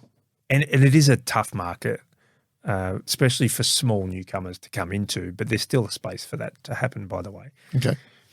I don't think they had a clear outcome in their mind. I had a lot to do with the Deputy Prime Minister at the time. Nice enough as he is, I'm not sure he really knew what outcome they wanted, nor did the Prime Minister and nor did the Treasurer. And I think they buckled, frankly, to pressure. Yep. And from a number of fronts. But what we were asking for at the time was support with a repayable instrument. Now, everyone at the time, not everyone, there was a lot of people that took the outrage position, they're foreign owners, why would we bail out foreign owners? Yep. We were never asking for a bailout. We were asking for a loan to at least give them a fighting chance to pay that loan back because they were all airlines. They were all getting propped up by their governments, by the way. Yep. So many governments did prop up their airlines. Yeah, absolutely. And we were offering 2 things. It gets repaid with interest, so the Australian taxpayer is not out of money, or you take it in a convertible note as equity and you get something for your money. Now, the way the industry played out after that is there's no repayable money going back to the government for what they gave the aviation sector in that period.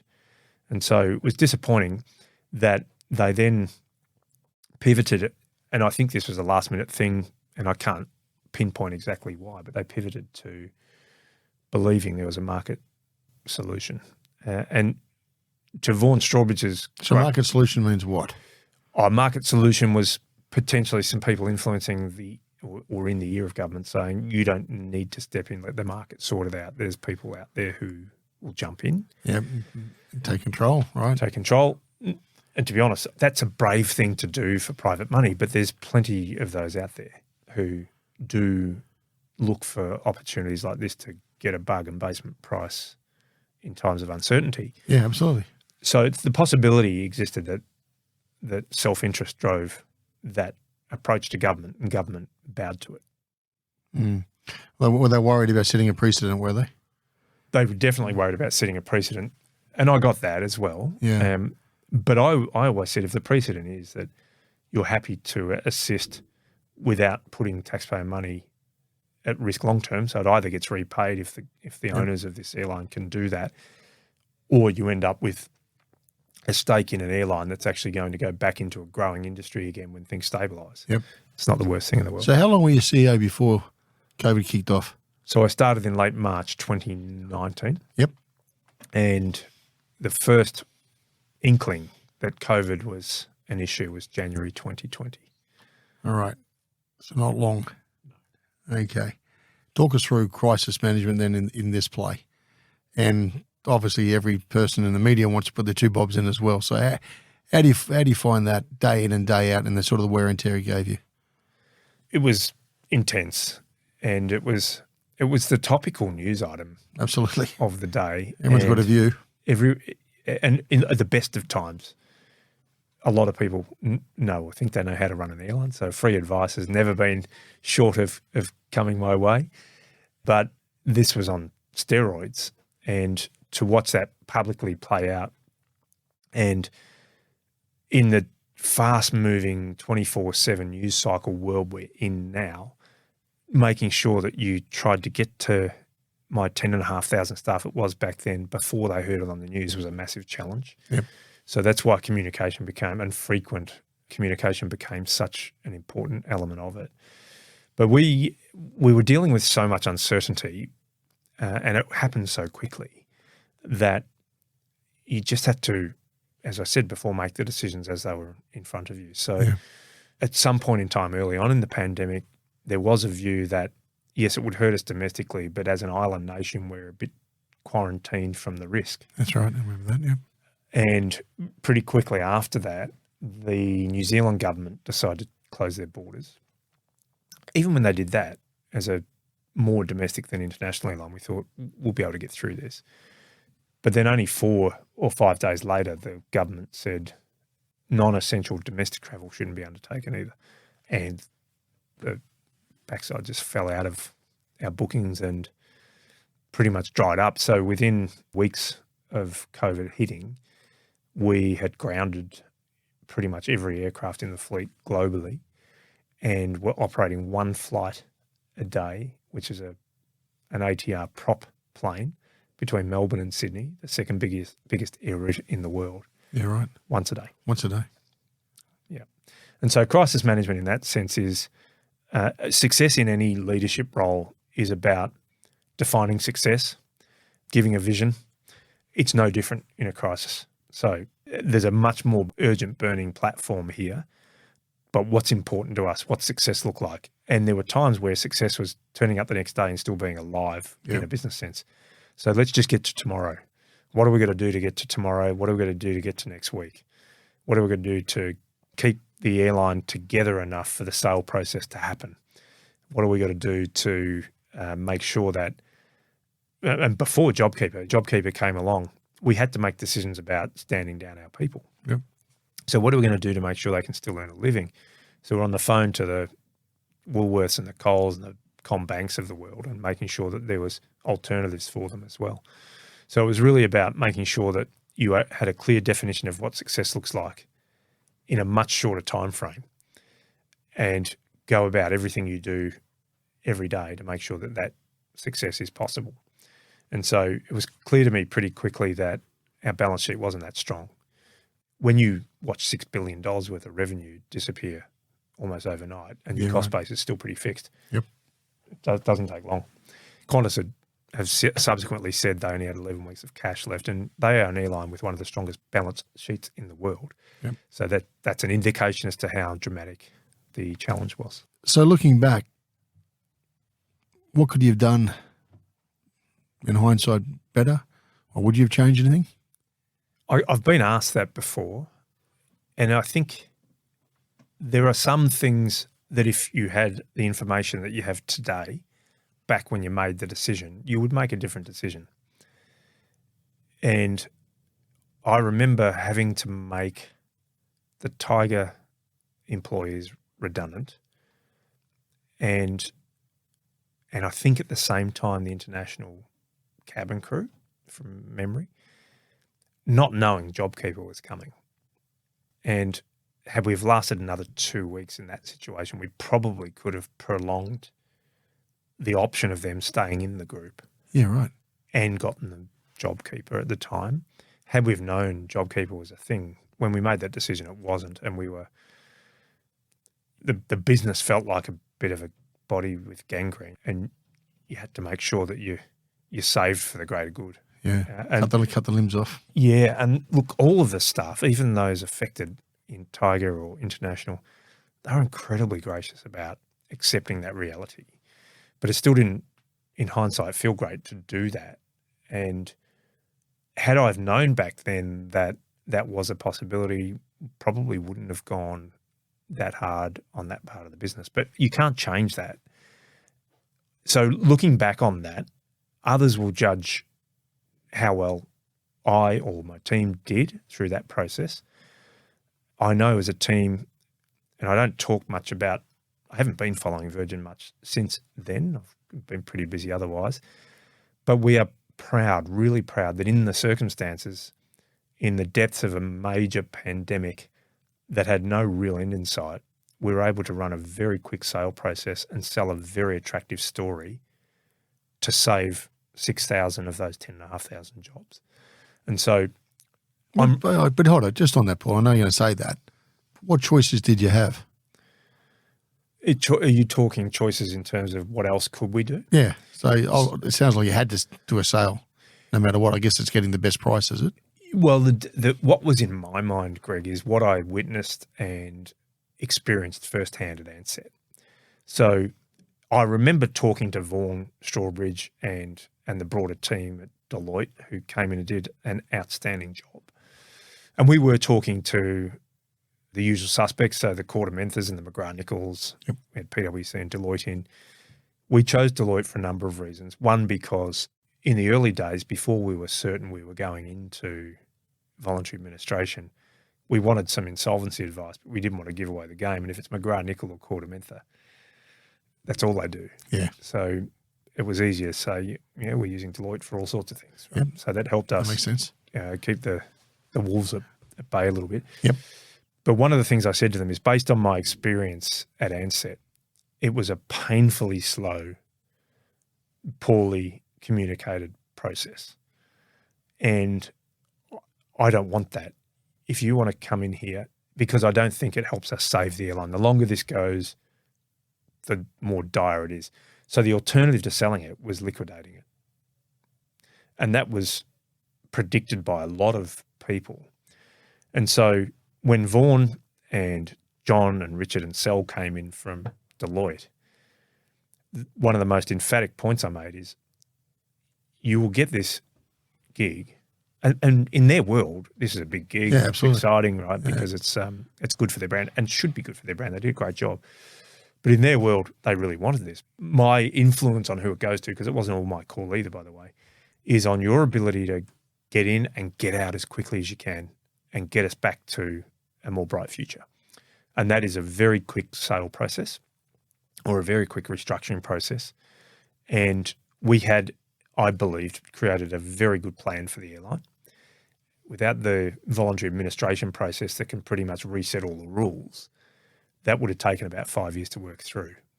But that plan allowed us to sell quickly. It didn't have to be redone under administration. It got the process done really quickly. We got through to shortlisting really quickly, and it was done and dusted by August. You're in the thick of it and the business is up for sale. What did you learn about leadership then? Real leadership. Now, you've had your fun in Queensland Rail, you've had the one big drama with the floods, but this is big and this is public. What are you learning? I almost got overwhelmed by the sense of responsibility, to be honest. But there's a lot of adrenaline that gets you through it. And it was the most topical thing. Every morning I'd watch the Channel 9 news and there'd be another doom and gloom story about how much worse it was and how many more sickness cases there were and how much more negativity there was in the world about it. And so it was incredibly topical.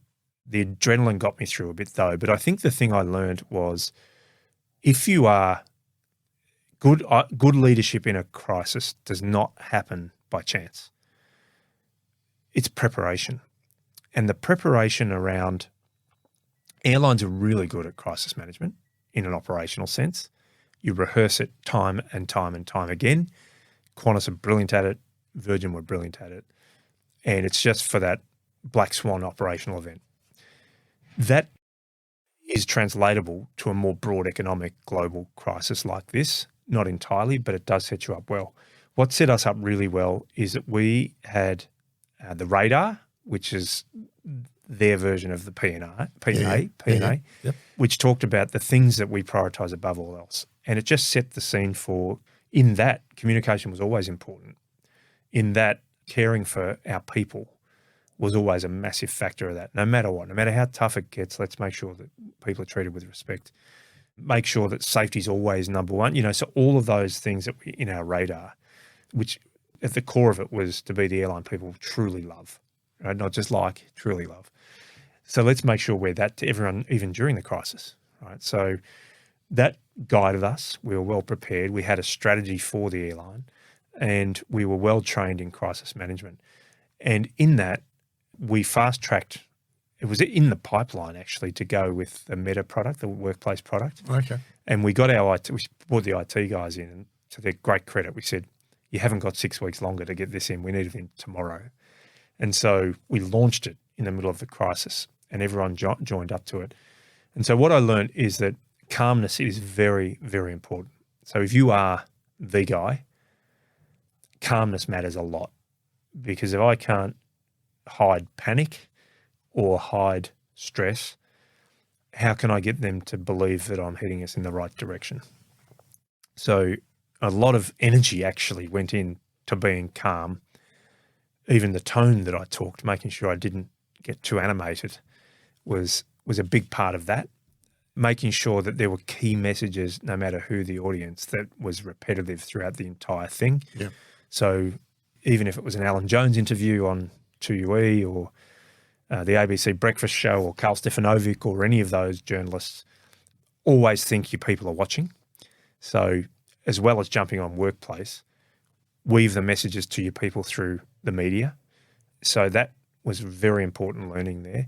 And make sure you bring all of the stakeholders on the journey with you. So the amount of phone calls I was making to government all around the country, the amount of times I spoke to premiers or the head honchos in Canberra was, compared to what I do now, was off the charts. Yeah, right. And that was really important in making sure that you demystified the stuff they were hearing, so if they were hearing stuff that wasn't true, you could knock it out pretty quickly.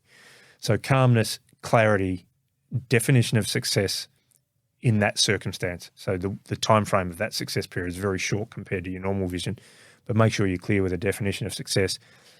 Make sure you communicate, even when there's nothing to say. So I know you haven't heard from me for an hour. I've just jumped on to tell you there's not a lot to tell you. But the one message I'd like to give right now is that we're still waiting on a response from the federal government on this, so that they're not left guessing. And so I've had a lot of people who worked for me at the time saying that and remember, we were talking to 8,000 people who weren't working for us at that time. They were at home, isolated. And so these stories of their whole family sitting around the live updates were prevalent. And so we were helping reunite and make them feel connected at the same time because they weren't in the workplace. So all of those lessons are hard-earned. And I'd say to anyone going through a crisis, and Anna Bligh taught me this during the floods, and she was brilliant and was the sort of gold standard for any leader in the world that wanted to do or wanted to lead through a crisis. She communicated beautifully. She communicated authentically. She did it regularly and said a lot, and didn't just say a lot of words. She gave a lot of substance. And being as open as I possibly could was a very important part of that process. And there are some things you just wish you could say that you can't without getting yourself in trouble. But I really pushed the boundaries. How did it feel the day you finished up? I felt I was really disappointed to leave the industry, but I was exhausted. I threw everything at it. And when I left, I was really at peace about that chapter closing, though, because... Were you? Yeah, I was, because I think new owners have a different view of the world, and I respected that. And I think it's important, the board or owners need to feel like it's their person there, no matter what the background of that person is, no matter how experienced they are. You need to know your person's there. And so I was at peace with that. Okay. Makes this job, the new job, look sound easy then, does it? It's far from easy, but it's certainly not as public, which I don't mind at all. The media is useful. The media profile is useful for an airline CEO because it actually helps you sell your brand persona and get your key messages across. But I do like the lack of public interest in what I do. It's not an easy job at all. We are, as I was saying earlier, we are so reliant on third parties that impact the quality of our product that it makes it a very difficult juggling act. If you look back at that period of time, you said very stressful time and challenging time, the airlines of Australia, where are we? Are we getting the right competition? Are we getting the right service? You said, I think you made a comment, there's room for some small players as well. Like, how do you foresee it? It's a good airline market, and I do think there's room for multiple players. And well, they can make a buck? I haven't been watching it closely enough to be completely honest with you, Greg, but they should. They should.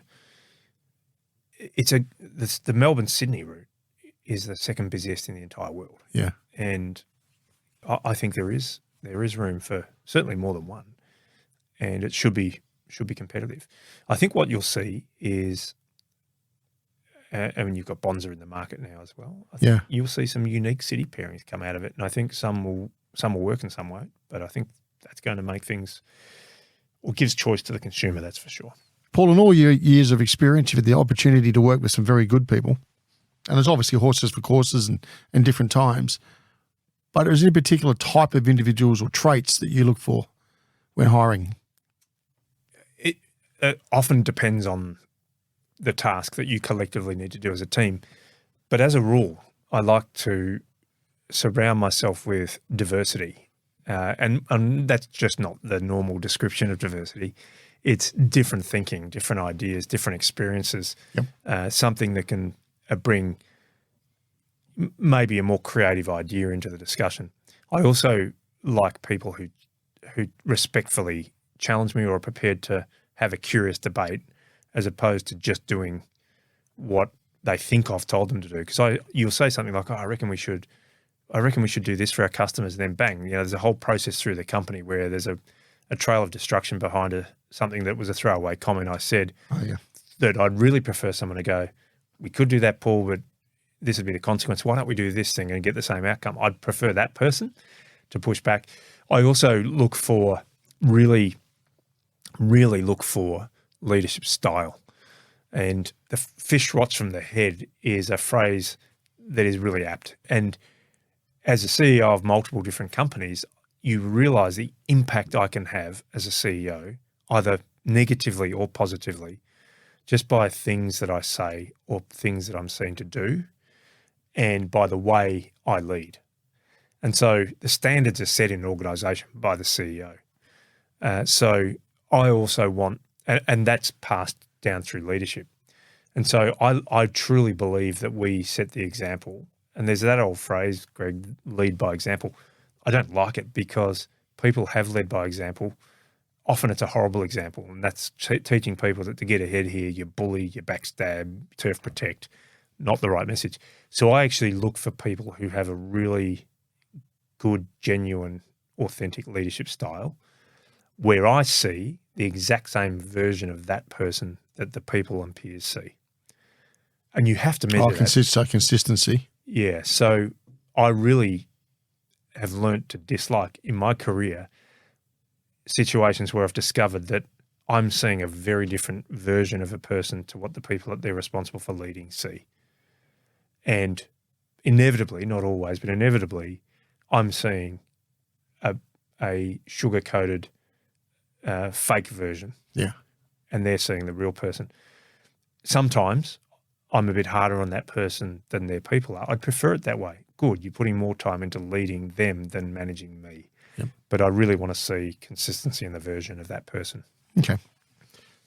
I asked this question a bit, but very few have spoken to us in the sense of the challenges and I guess the stresses you must have gone through.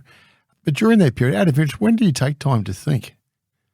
Is it 5 a.m. in the morning before you're on the phone to the PM, or like, when do you do it?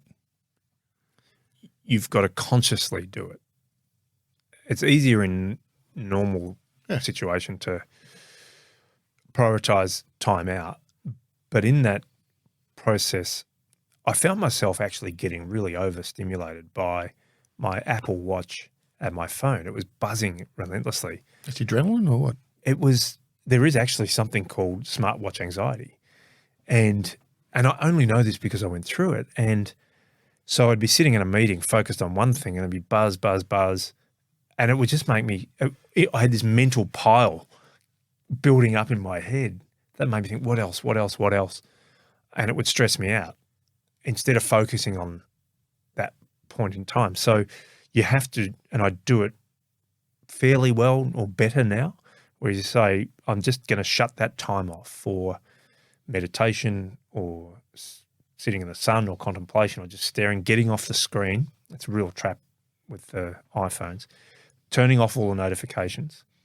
I don't religiously wear my Apple Watch anymore. Yeah, right. I can probably, if I was more techie, I could probably find a way to turn all the notifications off so I could use it as a watch, but I don't. And you do have to prioritize time. So in that period, exercise became massive for me, and just going for a run or getting on the treadmill, just sweating, even sitting in a sauna, I found. I didn't get to do it very often, but I found that really helped in that process. Yep. And so the lesson out of that is, and I came out of it really anxious, and it took me a long time to get over that anxiety. And so I'd allowed myself to do what a lot of people do, and that is I'll just focus on this as much as I can right now and sort out my health and my mental well-being later. But it's not a good place to let yourself get into. You know, no matter how stressful it is, I think you've got to prioritize time and make it a part of your reaction to the crisis as opposed to an interruption. Because if you don't do it, you don't think straight, you don't make good decisions. But doing something like sweating in a sauna or going for a run and sweating, putting your phone away, just letting yourself breathe for a while, those things I'd say in a crisis are massively important. You also got a partner, your wife, who's got a fairly active career too, hasn't she? Yeah, she does. Yeah, she's a very successful person in her own right. So how do you balance out all this around the table and catching up with each other? It's one thing keeping fit, one thing getting in mind, but it's also the relationship as well. I think we give each other space. We've always been in senior roles in closely connected industries. Yep. And so throughout the floods, she was the chief of staff for Anna Bligh, who was leading the flood reaction. So it really is and was always about respecting the roles each other played and making sure that we got the help we needed at the time we needed it. But she's smarter than I'll ever be. So, and I try not to intellectually argue with her. Paul, you're 2 years, 3 months, 2 years, 5 months into the role. What's next for Paul? I haven't thought that far ahead, Greg. I want not to work this hard in 2 years from now, 2 to 3 years from now. But what that looks like, I'm going to loosely, it's a bit of a cop-out, but I'm going to say looks like freedom. Oh, okay. Looks like freedom. So what does freedom look like for me? Allowing me to make some spontaneous decisions where, and I do have a number of board seats, which I think will go for many years from here, but allow me to make the freedom to say, hey, I feel like going to Fiji next week and there's not too much that I need to plan for to do so. Or I want to jump in my car and drive from Brisbane to Melbourne for whatever reason. Freedom is where I want to be in 2 years' time. I can't have that freedom and a full-time executive role. So that would flag to you that I'm probably looking at another 2 years. And this is not something I haven't already shared with my board or team. That may well change though. But where I'm sitting at right now, my ambition is freedom complemented with some really interesting non-executive directorships that I can come back and manage the workload on around all that. That ambition, freedom, did that come up in one of those early books you read many years ago? Probably. It probably did. And I think I've always thought about why is it that I work so hard now? And I have, like everybody who has gone through a journey where you get paid more and more for the next job you do, Yep. you have waves of materialism because you think it matters. And it's very easy when you've actually got more than you ever dreamed you would have, and what's enough? And there's a point where you just look at that and go, is it really the things I want, or is it the freedom to choose that I want? And it's the latter. And I drive a nice car, of course, but I probably spend a less proportion of my salary on cars than I did 20 years ago. Yeah.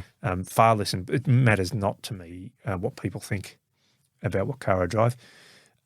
But I also sort of am cautious in explaining that because I have done quite well for what I thought I would do relative to when I was an 18-year-old. And is it easy for me to say that because I've got stuff or not? I don't really know. But I do think freedom's more important than things. Okay. Last question. If you were to look back at that young man who grew up, as you say, in a pretty tough neighbourhood, took a few risks, read a couple of good books, what advice would you give him now?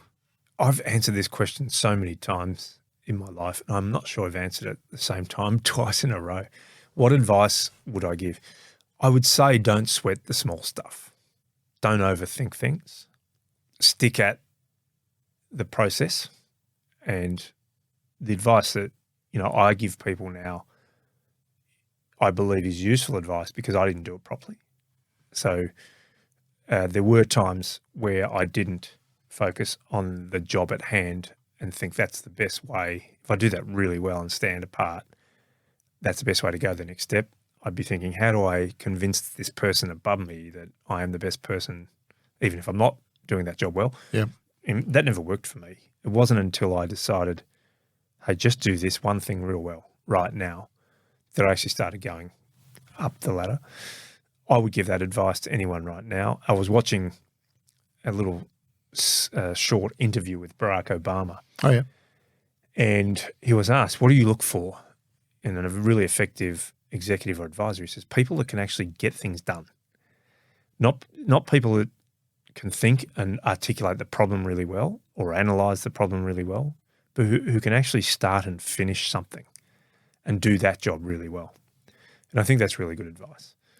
And I think the thinking part's massively important, but there's a lot of people who can articulate a problem without executing a solution. And it's the getting it done part that I think is really important. And I'd give that advice to my younger self. Stick at things, knowing what I now know. Don't spend as much time worrying as I did.